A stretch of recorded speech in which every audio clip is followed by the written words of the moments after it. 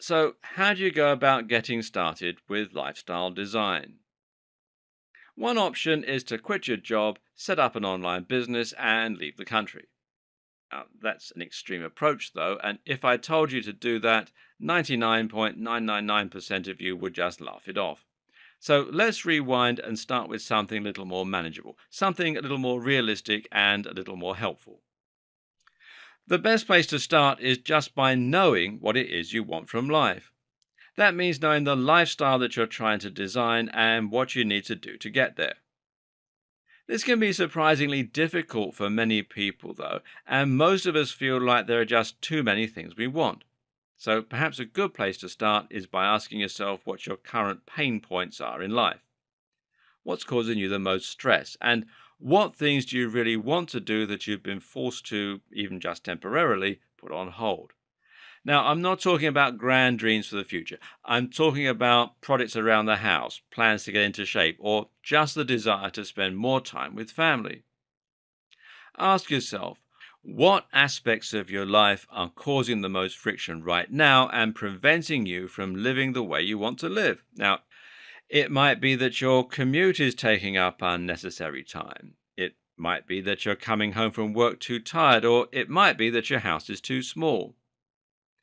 At the same time, ask yourself when you're most happy and when you last felt truly exuberant. What were the circumstances and what could you intentionally do to recreate them?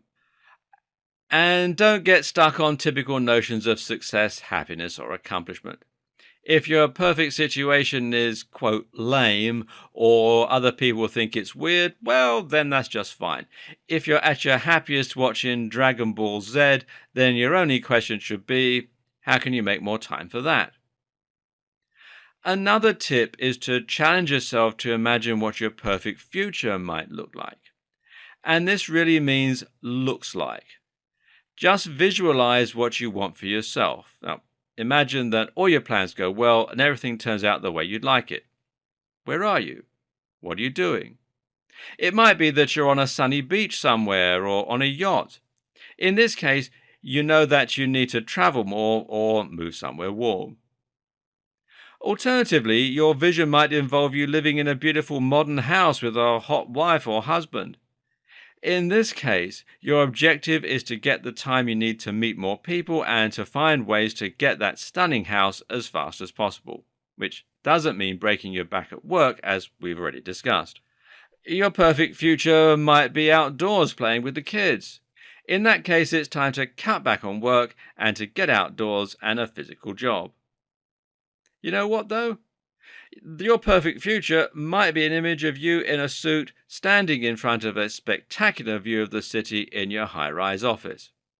And that's fine too. I'm not saying that this goal is less important than others.